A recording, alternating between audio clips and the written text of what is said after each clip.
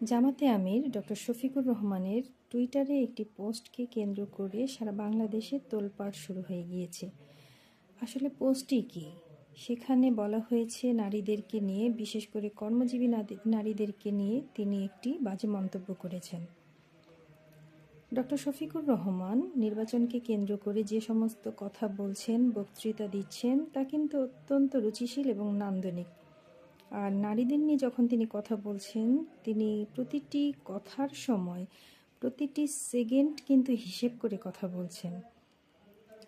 কিন্তু নির্বাচনের ঠিক আগ মুহূর্তে এসে তার এমন কি মতিভ্রম হলো যে তিনি নারীদেরকে নিয়ে এই ধরনের কুরুচিপূর্ণ পোস্ট দিবেন। এটা কিন্তু একটি চিন্তার বিষয়। আসলেই কি তিনি পোস্টটি দিয়েছেন? এ ব্যাপারে তার পরবর্তীতে কি মন্তব্য আমরা সেটা দেখেছি। তিনি বলেছেন তার টুইটারের আইডিটি হ্যাক করা হয়েছে। এখন আসলেই কি হ্যাক করা হয়েছে কি না সেটা আমরা বুঝবো কিভাবে? তো দেখা গেছে যে তিনি বা তার দলের যে সমস্ত কার্যক্রম তার আইডি থেকে পোস্ট করা হয়, সেটা ফেসবুক এবং টুইটার থেকে একই সাথে পোস্ট করা হয়। কিন্তু এই যেই পোস্টটিকে নিয়ে কেন্দ্র করে এত তোলপাড় হচ্ছে, এই পোস্টটি শুধুমাত্র টুইটার থেকে দেয়া হয়েছে, ফেসবুক থেকে কিন্তু দেয়া হয়নি। তাহলে বোঝাই যাচ্ছে কেউ ষড়যন্ত্র করে এই পোস্টটি টুইটার থেকে হ্যাক করে পোস্ট করেছে।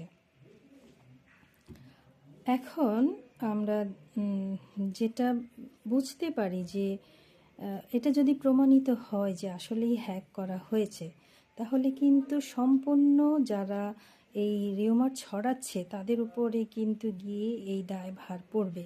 তখন তাদের যতটুকু অস্তিত্ব আছে, মানুষ এখনও যতটুকু আস্থাশীল, সেটুকুও কিন্তু সরে যাবে।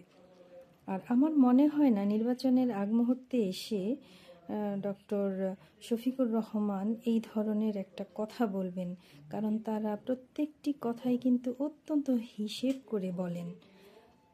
তাদের কথার মধ্যে একটা ভারসাম্য, একটা সহনশীলতা কিন্তু থাকে। তো আমি আশা করব যে ডক্টর শফিকুর রহমান এই ধরনের মন্তব্য করেননি, এবং আমার প্রত্যাশাটাই সত্যি হবে। ধন্যবাদ সবাইকে।